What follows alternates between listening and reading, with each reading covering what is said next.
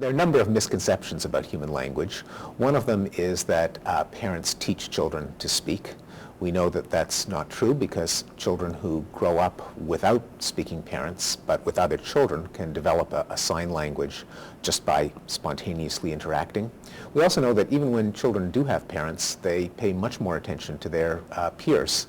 If someone moves from one country to another, they may never master the new language, but their children will pick it up much better than they do just from interacting with other kids in the playground. Another misconception is that rules of grammar are things that you learn in school or from editors or English teachers. In fact, there are far more sophisticated rules of grammar that just determine the order of words in our ordinary conversation, much more sophisticated than what your school teacher ever taught you. Universal grammar is a term invented by Noam Chomsky to refer not so much to a list of the things that all languages have in common, but rather to the underlying logic or plan or guidelines for human language, which he proposes is wired into the brain and allows language acquisition to happen. So it's not that anyone is born with language. Obviously, we're not born with English or Japanese and so on. We know that because of immigration. If someone moves to a new country, their child will not speak the language they speak, but the language of the environment. However, the question is, what makes language acquisition possible to begin with?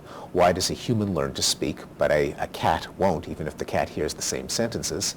How come the best computer program in existence can't learn to speak the way a child does?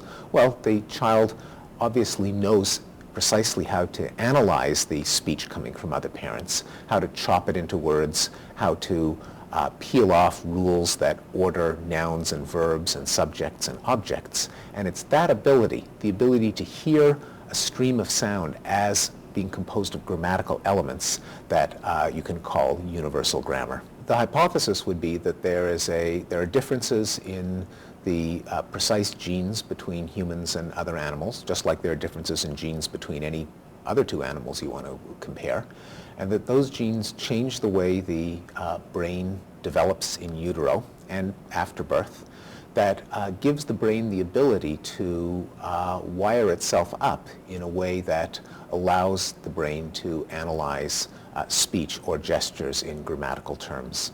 So it would be a certain tendency for the brain to develop circuits for analyzing signals from other people as having a grammatical structure that can be used to convey meaning.